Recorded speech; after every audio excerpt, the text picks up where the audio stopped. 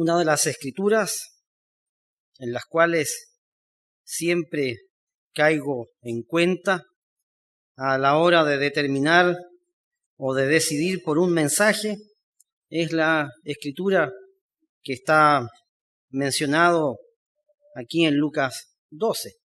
Lo hemos mencionado en el pasado, pero no porque lo hayamos mencionado en el pasado deja de ser importante. Hay una indicación respecto a la predicación y todos los que tenemos la función de predicar nos vemos enfrentados sábado en sábado o bien ocasión en ocasión a decidirnos por un tema. Y lo hemos conversado con las personas que predican y lo hemos aprendido también a través de los años y lo hemos enseñado también en algunas ocasiones, que una de las cosas más difíciles a la hora de predicar a una congregación es escoger el tema. Temas hay muchos. Si uno, incluso hay registros anuales donde uno puede encontrar temas, pero no todos los temas son atingentes o son apropiados. Cada experiencia de predicación nos deja esta lección. ¿Cuál es el tema que la congregación necesita? ¿Cuál es el tema atingente para tal o cual momento? Y por eso los que tenemos esta función o asignación, como quiera usted entenderlo, repasamos y le pedimos a Dios inspiración para que nos muestre cuál es el tema para entregar cada ocasión que uno tenga la palabra. Aquí en Lucas 12,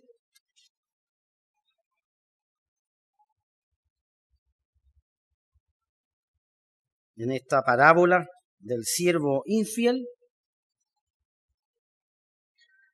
Pedro le pregunta a Jesús si esta parábola se la estaba diciendo a ellos o a otros o a los otros.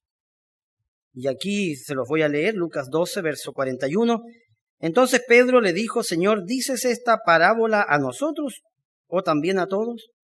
Y todos hemos estudiado este tema respecto de las parábolas, que Cristo enseñaba a través de las parábolas,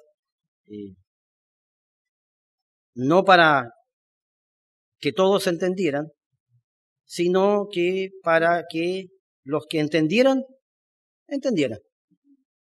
¿verdad? Parecen trabalenguas, pero es así. Podemos dejar un dedo pero voy a leer primero acá esto, mejor. Y dijo el Señor: ¿quién es el mayordomo fiel y prudente al cual su Señor pondrá sobre su casa para que a tiempo les dé su ración? La Biblia de lenguaje simple incluso dice: el Señor Jesús le respondió: el sirviente responsable y atento es aquel a quien el dueño de la casa deja encargado de toda su familia para que les sirva la comida a tiempo. Y aquí, como digo, todos los que tenemos la función de enseñar, lo intentamos. Del corazón lo intentamos. Entregar el alimento espiritual en el momento necesario. Y como hemos mencionado, Jesucristo enseñó por parábolas para enseñarnos a los que teníamos que entender las verdades que Dios ha programado enseñarnos. Es curioso, ¿verdad?, que cuando le preguntaron a Cristo: ¿por qué les hablas por parábolas a las gentes? Jesucristo contestó algo que a veces, o la primera vez que yo lo escuché, lo encontré de lo más paradójico, posiblemente hablando. Aquí se los voy a leer, Mateo 13, verso 10. Mateo 13, verso 10.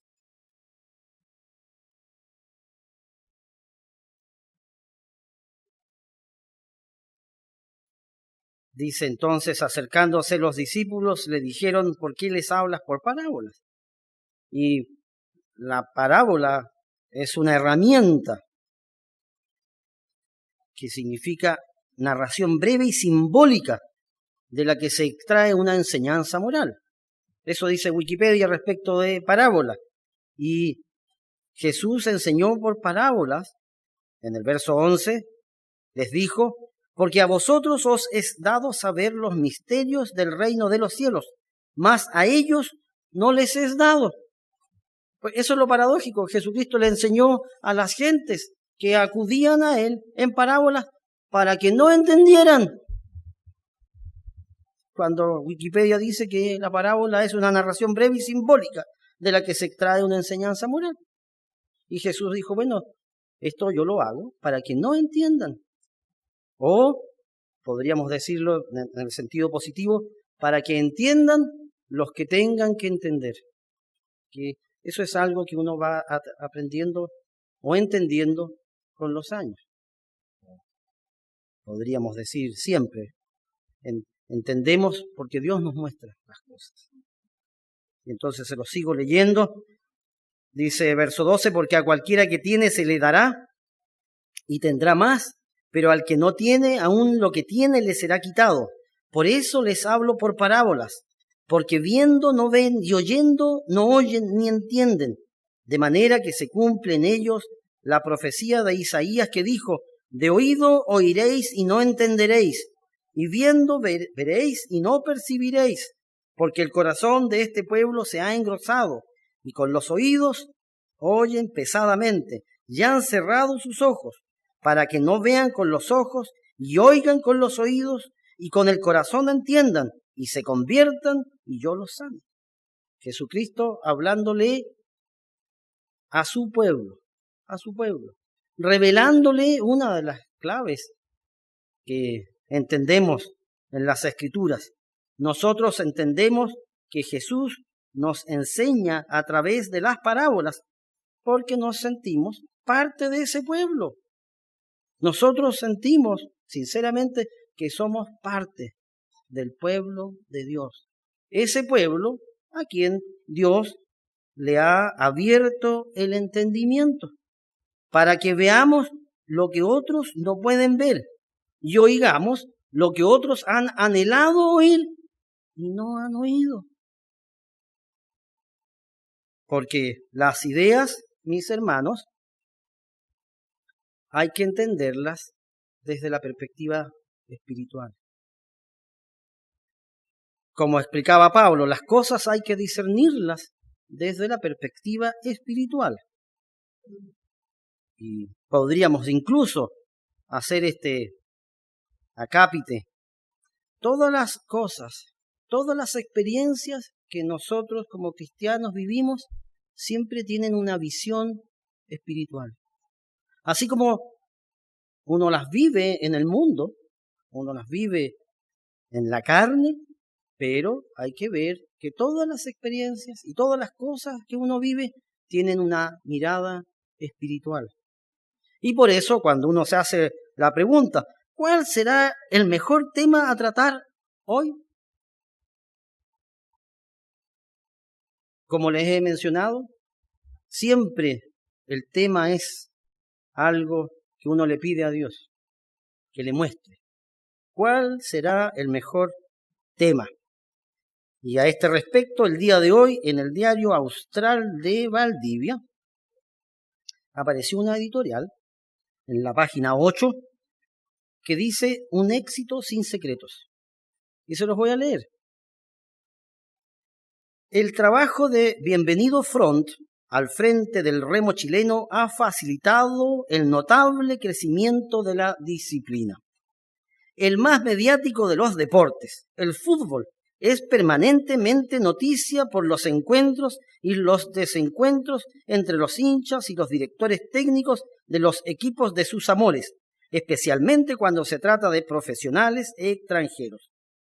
Los últimos años especialmente se han caracterizado por auténticas teleseries protagonizadas por entrenadores a cargo de los principales planteles del país, quienes deben convertirse en aventajados equilibristas para mantenerse en sus cargos y además en acorazados humanos para soportar las andanadas de todo calibre en su contra en cuanto no asoma alguna debilidad de su parte o cuando el capricho colectivo decide ponerlos en la mira. Afortunadamente hay disciplinas donde los encargados pueden hacer su labor con la mínima tranquilidad que la actividad soporta y cuyos trabajos pueden ser desarrollados dentro de plazos concienzudamente propuestos, porque no existe la presión del resultado instantáneo, ni la presencia de intolerantes deseosos de imponer sus puntos de vista a cualquier precio.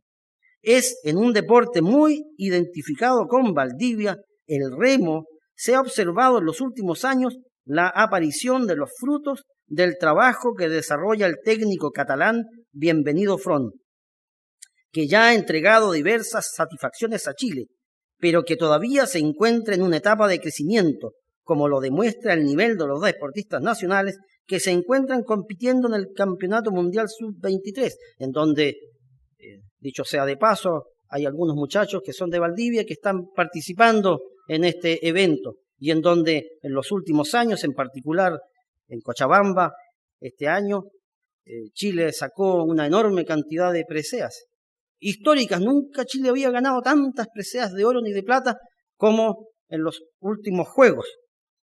Y esto, dice aquí, por el trabajo sin concesiones. El trabajo sin concesiones que se ha llevado a cabo en los últimos años.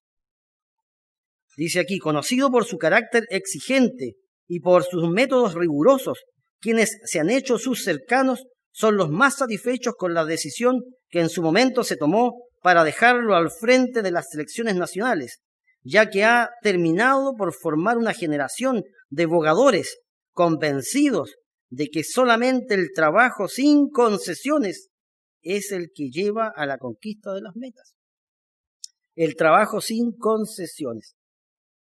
Y en la última entrevista que le hicieron, el 31 de mayo del 2018, al ser consultado por qué se obtuvo este notable paso por la laguna de Angostura y los secretos del éxito, Front, bienvenido, se emociona, guarda silencio, respira profundo y responde: no lo sé, lo que sí sé es la clave del fracaso, porque eso sí lo he vivido. Y a mí me llamó la atención que un hombre que está cosechando una enorme cantidad de éxitos hable del fracaso. Las claves del fracaso. ¿Habrán claves para el fracaso? La palabra fracaso, Wikipedia lo define así: resultado adverso en una cosa que se esperaba sucediese bien. Esa es la primera acepción. La segunda, suceso adverso e inesperado. ¿Hay claves para el fracaso? Definitivamente, claro que hay claves para el fracaso. No obstante, hay algo que debo decir en cuanto al fracaso o los fracasos. ¿Sabían ustedes que una de las claves para el éxito está dada por el fracaso? ¿Habían pensado en eso alguna vez? Es algo curioso y casi paradójico. La clave del éxito está en el fracaso.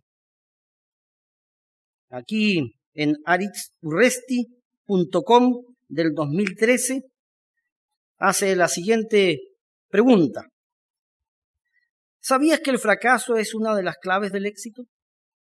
En esta época de evolución vertiginosa y cambios de paradigmas, es preciso romper con muchas ideas erróneas sobre el éxito y el fracaso que dificultan el logro de nuestras metas.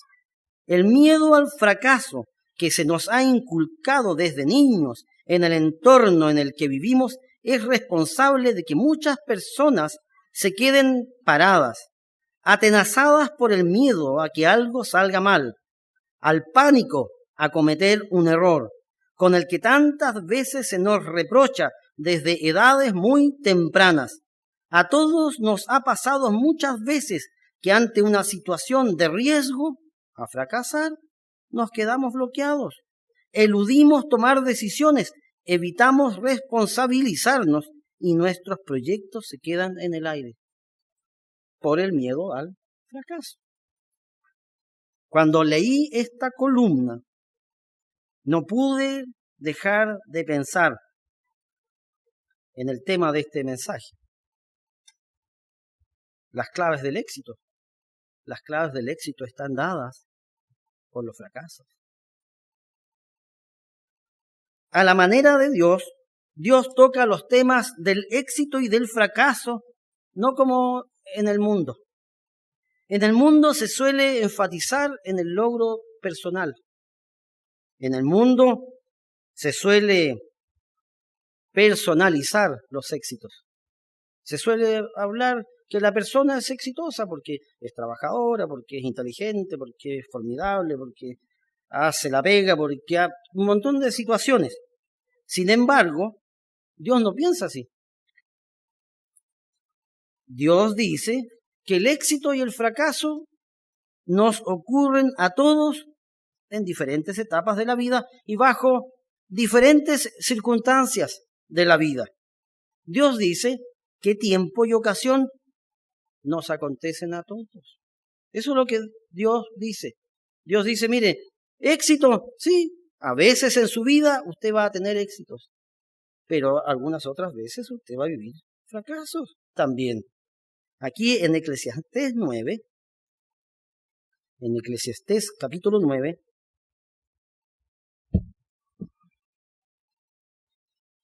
la Escritura dice lo siguiente.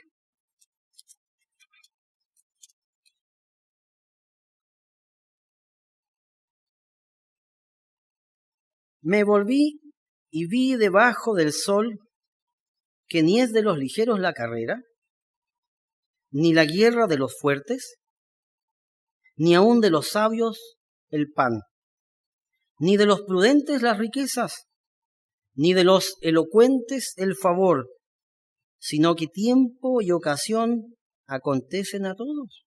Esto es una verdad de vida, es una verdad de vida. No depende de los ligeros la carrera, no depende de los elocuentes encontrar favor frente a una tercera persona. Y en el versículo 12, además Dios dice que el hombre no suele ver el tiempo malo, porque no se da cuenta que está viviendo un tiempo malo. Vean lo que dice el versículo 12, porque el hombre tampoco conoce su tiempo, como los peces que son presos en la mala red. Esas grandes redes que capturan sardinas, que a propósito las sardinas cuando se ven desde el alto cielo actúan como un solo ser, se mueven al unísono y cuando se ven de lejos a veces se confunden como si fueran un solo gran pez, cuando en realidad son miles de pequeños peces que se mueven por las aguas al unísono. Y entonces cuando son atrapadas por una gran red, bueno, a veces esa red está rota, pero ellos no lo saben. Y dice aquí, siguiendo el versículo, y como las aves que se enredan en lazo, así son enlazados los hijos de los hombres en el tiempo malo, cuando cae de repente sobre ellos el tiempo malo. La clave está no en pensar y concentrarse en el tiempo malo, porque tiempos malos siempre van a existir, así como hay tiempos buenos. Lo que uno debe pensar es que hay veces que los tiempos malos llegan y uno no puede intervenir en aquello. A veces nos vemos enfrentados a situaciones que no dependen de nosotros. Algunas veces sí dependen de nosotros, pero otras veces no. Por ejemplo, esta semana, o dijéramos el día de ayer, hay una gran cantidad de personas que han vivido una frustración. Una frustración. ¿Sabían ustedes que el día de ayer hubo un evento cósmico, el más grande del último siglo? Y también podríamos decir el más grande de nuestro siglo XXI. En los últimos 100 años no estaban alineados el Sol, la Luna y la Tierra, de manera de poder ver lo que se conoce como esta luna roja, y que hay algunos que han llamado la luna de sangre, ¿verdad? Uno puede pensar durante esta semana o durante estos meses previos, ¿cuántas personas hicieron proyecciones a este respecto? Yo me imagino, porque este era un evento que se podía ver desde Santiago 6 minutos. 6 minutos solamente, pero había un despliegue de recursos, los astrónomos, y uno piensa también, hay restaurantes que son astronómicos aquí en Santiago de Chile, aquí en Cajón del Maipo, de hecho hay un restaurante así. Estaban con la expectativa de ver un evento único, pero amaneció nublado ayer. El jueves estuvo despejado, pero el viernes estuvo nublado, con una llovizna permanente que duró durante todo el día y que no permitió a los santiaguinos ver aquel evento. Y entonces uno se hace estas preguntas. Hay situaciones en las cuales uno no puede intervenir. Y aunque se hubiese llenado usted de tremendas expectativas a este respecto, bueno, hay situaciones que no dependen de usted. Y uno, por supuesto, enfrenta la situación y puede sentirse apenado porque usted tenía la expectativa de tomar, por ejemplo, esta famosa fotografía de la luna roja. Habría sido espectacular tener una fotografía. O ver a Marte, porque también ese era el otro evento que ayer ocurrió con nuestro planeta. Que Marte es el planeta que iba a estar muy cerca de la Tierra, cosa que nunca se había visto en siglos, y que se iba a ver de una manera extraordinaria. Pero llovió y estuvo nubladito durante todo el día, así es que las fotografías que tenemos de aquellos planetas, o sea, de aquel planeta y de la luna roja, la tenemos a través de terceros que han tenido la fortuna de poder ver esta situación. Entonces, como digo, mire, frente a este problema, bueno, uno se puede sentir entristecido, pero no deprimido, ¿verdad? Ahora bien, no es lo mismo cuando las circunstancias dependen de usted. Ahí ya las cosas son distintas. Hay un aspecto que sí depende de uno cuando uno enfrenta un problema. ¿Cuál es ese aspecto que depende de uno a la hora de vivir tal o cual circunstancia? El aspecto que depende de uno va a ser cómo va a enfrentar usted el problema. Porque problemas siempre van a haber. Siempre van a haber problemas. Lo que hace la diferencia entre un problema y otro es cómo enfrenta usted el problema. O cómo ha aprendido usted a vivir un problema. Y como digo, volvamos al tema de este mensaje respecto del fracaso. ¿Cuáles son los consejos a la hora de aprender de un fracaso? Primero que nada, hay que tener presente que el fracaso es una realidad. Es una realidad. Hay que ser realista en este punto. Lo ideal sería no fracasar, ¿verdad? Eso sería lo ideal. Pero la realidad es que con cierta frecuencia fracasamos. O sea, las cosas no salen como uno las planeó. Por ejemplo, ejemplos bíblicos hay varios. Por ejemplo, Pedro le dijo a nuestro Señor Jesucristo en un día de Pascua que siempre estaría con él. Siempre. Vayamos a esta escritura, Mateo 26, verso 30. Mateo 26, verso 30. Uno piensa en el contexto, ¿verdad? Habían guardado recién Pascua. Se habían lavado los pies, habían comido del pan y había bebido el vino. Y Jesucristo les había entregado un mensaje formidable respecto de su relación de Jesucristo con el Padre y de la relación de Él con sus discípulos. Y Pedro allí lideraba a aquel grupo. Pedro tenía una manera de ser y de liderar. Y entonces aquí en Mateo 26, en el verso 30, de hecho me parece tan interesante esta escritura, precisamente esta escritura es la escritura que nosotros leemos cuando terminamos Pascua, todos los años. Con esta escritura del verso 30, nosotros cerramos Pascua, porque cantamos un himno. Y cuando hubieron cantado el himno, salieron al monte de los olivos. Entonces Jesús le dijo: todos vosotros os escandalizaréis de mí esta noche, porque escrito está: heriré al pastor y las ovejas del rebaño serán dispersadas. Pero después que haya resucitado, iré delante de vosotros a Galilea. Respondiendo Pedro le dijo: aunque todos se escandalicen de ti, yo nunca me escandalizaré. Esta es la expectativa que tenía Pedro. Mire, eso lo puede decir usted, Señor Jesucristo, mire, de todos estos que están aquí al lado mío, de los otros 10, porque ya Judas no estaba. Usted puede decirlo de aquí, de estos, pero no de mí.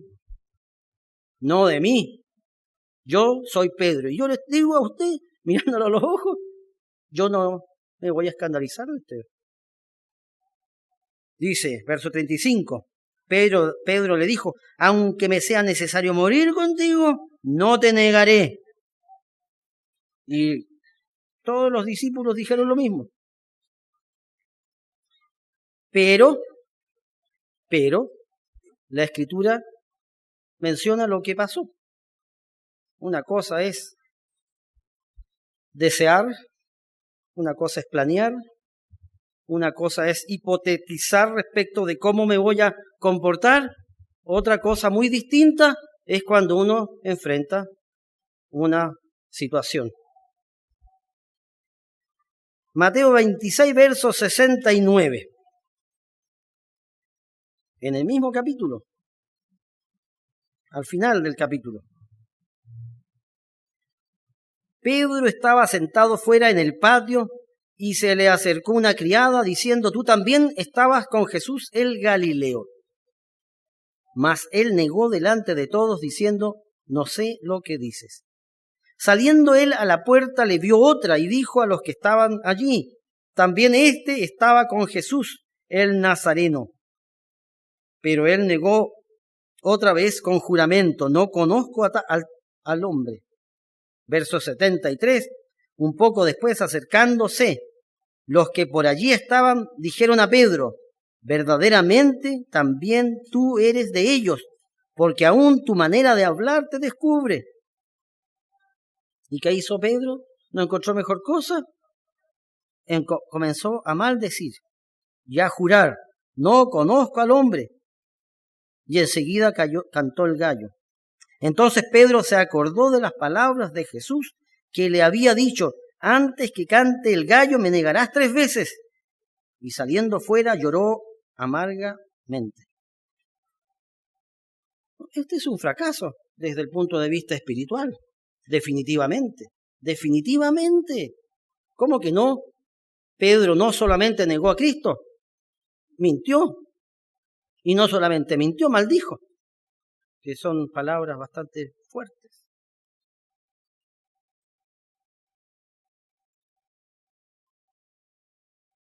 Otro caso es un caso que don Marcelo mencionó hace un momento atrás, el caso de Juan Marcos. Juan Marcos vivió una experiencia en un viaje misionero con Pablo. Acá se los voy a leer.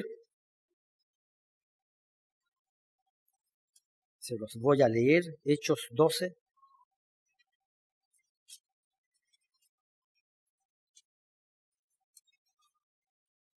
En el versículo 11.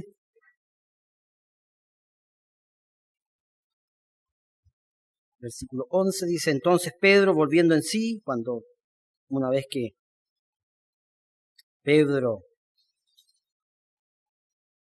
Jesucristo, una vez que pasa la fiesta de Pentecostés, por decirlo de alguna manera para contextualizar,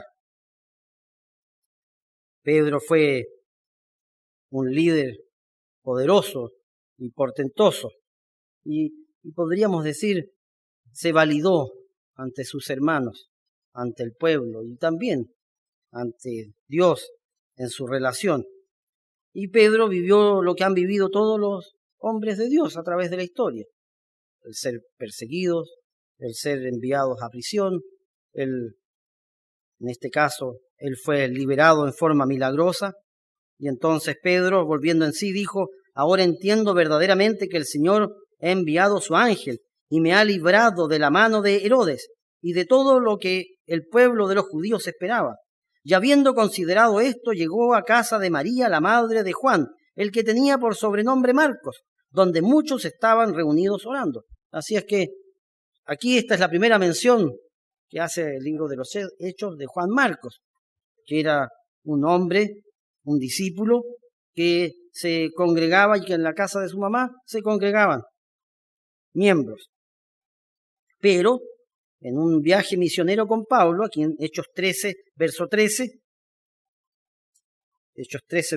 un poco más adelante, habiendo zarpado de Pafos, Pablo y sus compañeros arribaron a Perge de Panfilia, pero Juan, apartándose de ellos, volvió a Jerusalén. Uno se pregunta, bueno, ¿qué habrá pasado allí? La escritura es muy escueta, no dice nada. ¿Qué habrá pasado allí? El famoso Juan Marcos los acompañó en un viaje, pero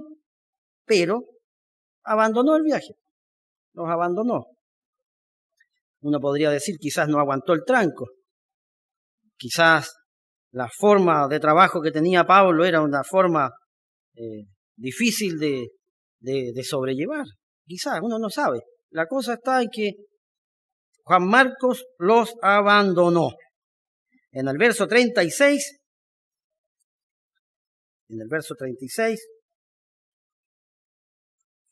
Hechos 15, verso 36. Aquí está.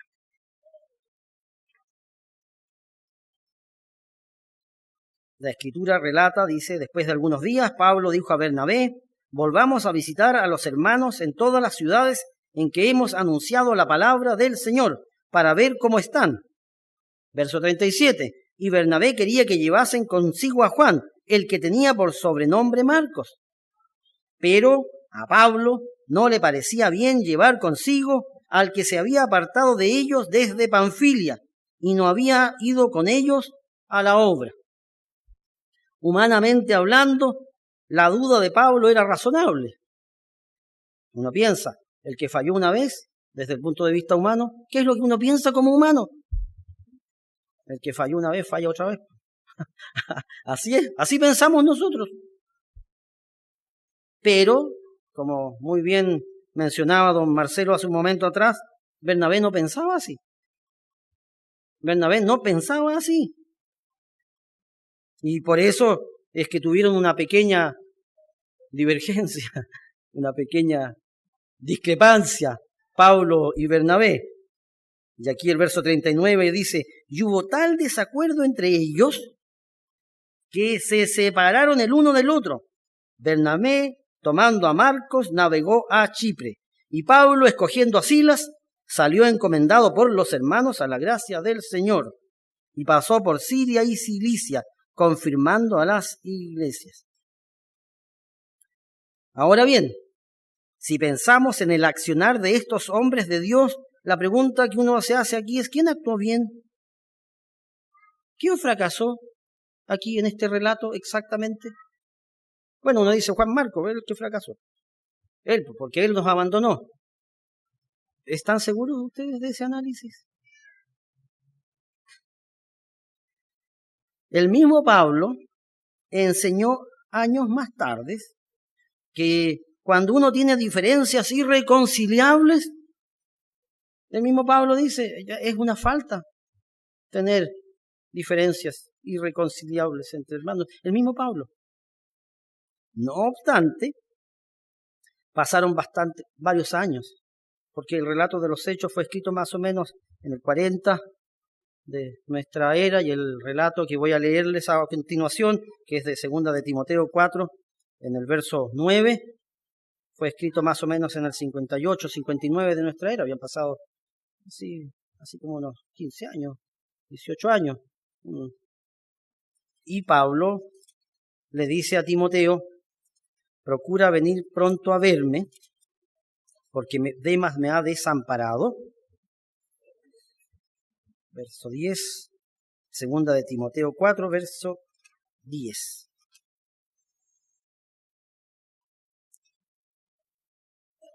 Verso 9 y 10. Procura venir pronto a verme, porque Demas me ha desamparado, amando este mundo, y se ha ido a Tesalónica.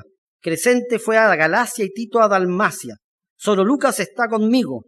Toma a Marcos y tráele contigo, porque me es útil para el ministerio. La historia muestra que Pablo también aprendió de sus fracasos. Porque cuando uno se pregunta quién fracasó allí al aceptar o no aceptar a Juan Marcos, ¿quién fracasó espiritualmente hablando? Bueno, la historia muestra que Pablo aprendió de su historia también. Así que a la hora de visualizar los fracasos en cualquier área, pero en particular en el área espiritual que hemos mencionado, no es lo ideal. Lo ideal desde el punto de vista espiritual sería que ninguno de los que está aquí fracasara y que no fracasara nunca. Pero los fracasos espirituales son una realidad. Son una realidad. Forman parte de nuestra vida. Y por eso, lo segundo a tener en cuenta a la hora de visualizar los fracasos es que los fracasos son del pasado, no del presente, ni menos del futuro. ¿Se imaginan ustedes iniciar una guerra pensando que uno va a perder la guerra? Y que uno va a iniciar la guerra porque uno está enojado nada más, y porque es malo. ¿Se imaginan eso? La misma Escritura dice, aquí en Lucas 14, verso 31, la misma Escritura hace este análisis. ¿Qué rey, al marchar a la guerra contra otro rey, no se sienta primero y considera si puede hacer frente con 10.000 al que viene contra él con 20.000? Y si no puede hacerle frente, cuando el otro está todavía lejos, le envía una embajada y le pide condiciones de paz. Nadie inicia un proyecto pensando que ese proyecto va a fracasar, sabiendo que ese proyecto va a fracasar. Todos iniciamos un proyecto de vida, como podría ser, por ejemplo, un matrimonio, o como podría ser, por ejemplo, la vida espiritual. Todos iniciamos ambos proyectos pensando en que esos proyectos van a ser un éxito. Por supuesto que sí. Si no, lo lógico sería no hacer pacto, ni con Dios, ni con los hombres. Así es que, por eso digo, los fracasos, mis hermanos, están en el pasado. Los fracasos son del pasado. Es bueno mirar hacia atrás, pero no para criticarnos o pensar en qué pasaría si hubieras hecho las cosas diferentes. Porque esto es un análisis que uno puede hacer, ¿verdad? Si mi abuelita no estuviera muerta, aún estaría viva. Eso lo hemos dicho todos alguna vez. Empezar a pensar, ¿y si Adán no hubiera pecado? ¿Y si Eva hubiese resistido la tentación? Y si, bueno, pero es que eso ya no fue, pues. Eso ya pasó. En consecuencia, cuando uno mira los fracasos son del pasado. Están en el pasado. El camino del creyente es el camino de las segundas oportunidades. El camino del creyente es el camino de las segundas oportunidades. David tuvo su segunda oportunidad. Pedro tuvo su segunda oportunidad. Pablo tuvo su segunda oportunidad. Juan Marcos tuvo su segunda oportunidad. Si nos arrepentimos genuinamente, todos tendremos una segunda oportunidad. Piensen ustedes los judíos que participaron de la muerte de nuestro Señor Jesucristo, tuvieron también su segunda oportunidad. Y aquí estamos hablando de asesinato de Cristo. Vayamos allá, Hechos 2, verso 36. Hechos 2, verso 36.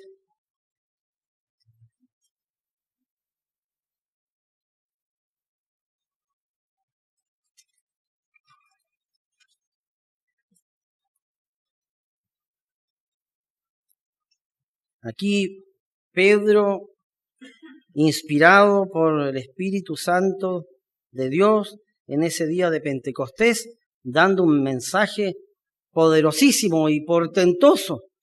Ese mismo hombre que días atrás había negado a Cristo 3 veces. Ese mismo hombre, pero ahora por inspiración da una prédica tremenda y poderosa. Uno piensa, yo a veces reflexiono y trato de ponerme en el lugar de Pedro. ¿Con qué cara Pedro se presentó ante sus hermanos después que hubo negado a Cristo 3 veces? ¿Ustedes creen que no se supo? ¿Ustedes creen que Pedro negó a Cristo 3 veces y ninguno de los discípulos que estaban por ahí cerquita escucharon y se dieron cuenta? ¿Ustedes creen que no? Bueno, si ustedes creen así, viven en un mundo diferente al que vivo yo. Porque cuando uno se relaciona con hermanos de una fe,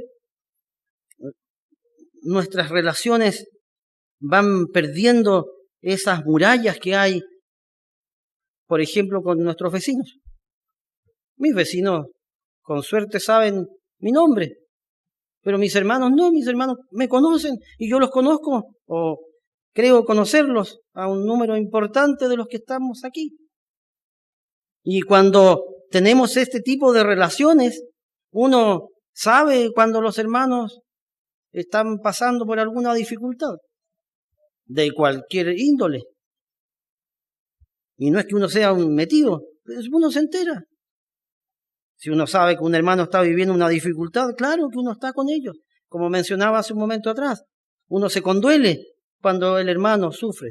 Y uno se alegra cuando el hermano está alegre. ¿Cómo que no? Alegrarnos por el éxito de algunos de nuestros muchachos. ¿Por qué uno no se va a alegrar? Claro que sí. Bueno, Pedro aquí, en el día de Pentecostés, él se para y frente a sus hermanos, él predica.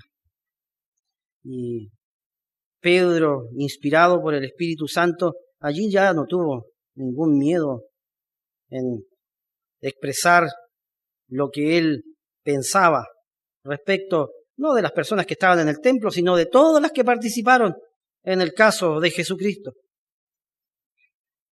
Y en el verso 36 dice, sepa pues ciertísimamente toda la casa de Israel, que a este Jesús, a quien vosotros crucificasteis, ¿ve? Y aquí no es solamente, mira, una mujer le dice, mira, tú andabas con el Galileo. No, yo no andaba con el Galileo. Aquí ya Pedro dice, no, señor, mire, ustedes mataron, ustedes crucificaron. Y aquí estos hombres, al escuchar esta palabra, se compungieron de corazón y dijeron a Pedro y a los otros apóstoles, varones hermanos, ¿qué haremos? Pedro les dijo, arrepentíos y bautícese cada uno de vosotros en el nombre de Jesucristo para perdón de los pecados y recibiréis el don del Espíritu Santo. Esos israelitas que participaron abiertamente en la muerte de nuestro Señor Jesucristo también tuvieron su oportunidad.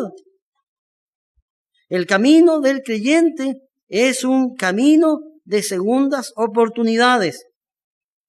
Y es un camino de segundas oportunidades porque la Escritura dice que Dios, cuando perdona, olvida. ¿Se habían puesto a pensar en aquello? ¿Por qué no decimos que Dios, o que el camino del cristiano es un camino de segunda, de tercera y de cuarta y de quinta y de sexta oportunidades? ¿Por qué es un camino de segundas oportunidades? Porque cuando nosotros nos hemos arrepentido genuinamente, Dios nos perdona y también olvida. Vayamos a esta escritura, Miqueas 7. Miqueas 7.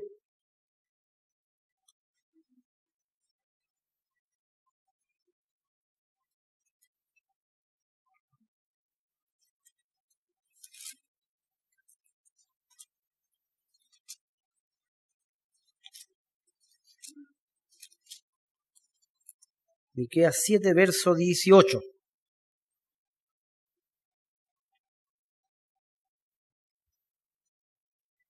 Dice aquí, ¿qué Dios como tú que perdona la maldad y olvida el pecado del remanente de su heredad? ¿Ve?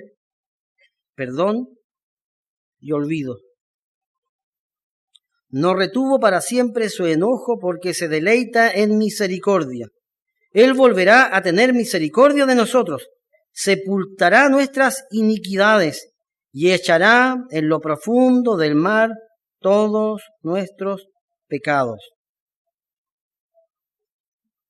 El camino del creyente es un camino de segundas oportunidades. Dios siempre nos está dando una nueva oportunidad. Y por eso, en los fracasos, uno aprende lo que nunca creyó que iba a aprender.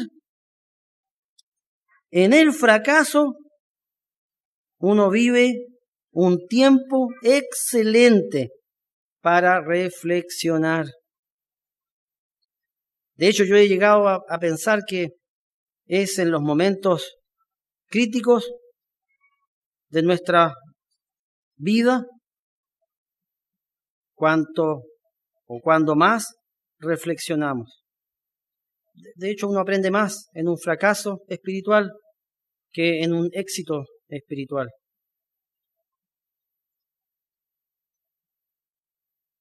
Puedes estudiar y memorizar hechos durante todo el día, pero no hay nada que se compare con el aprendizaje que proviene de la experiencia personal.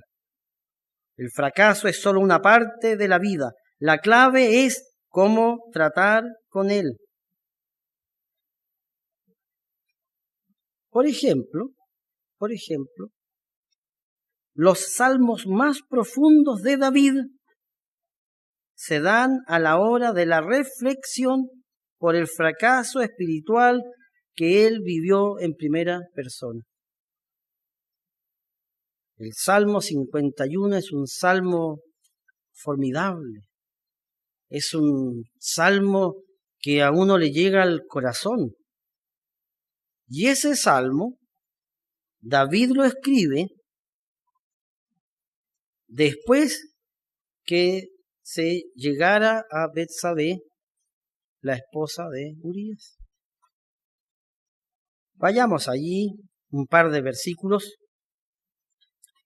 Salmos 51.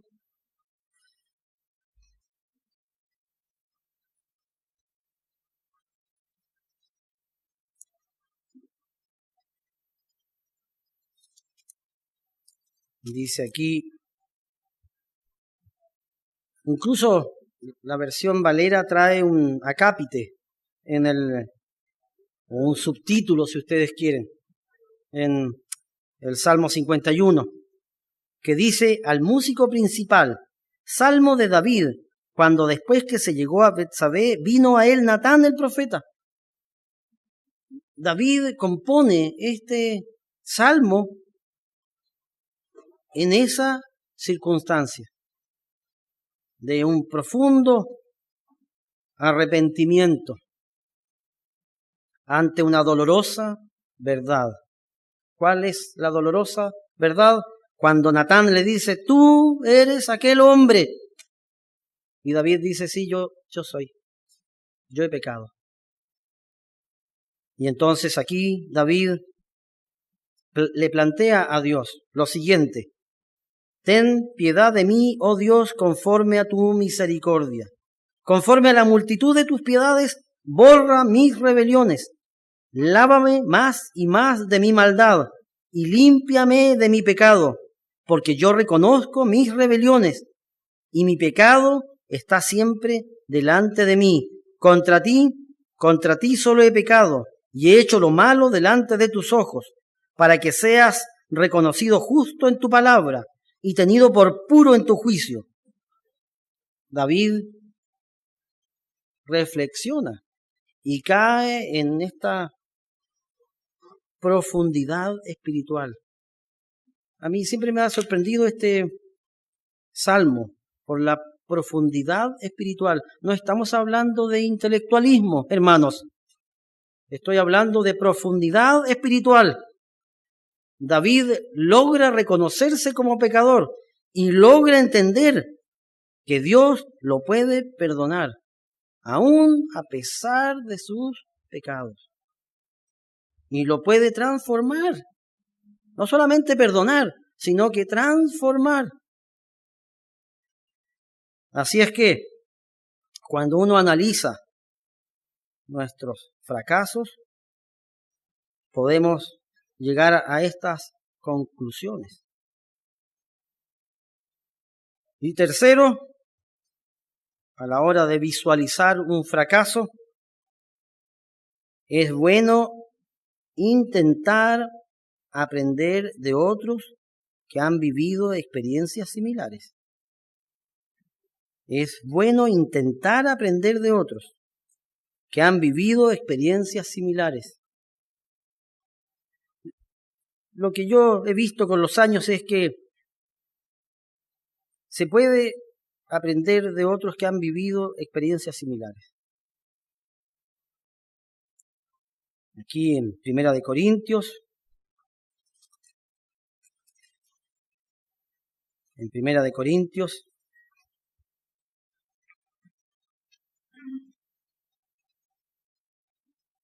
en Primera de Corintios 10, verso 1,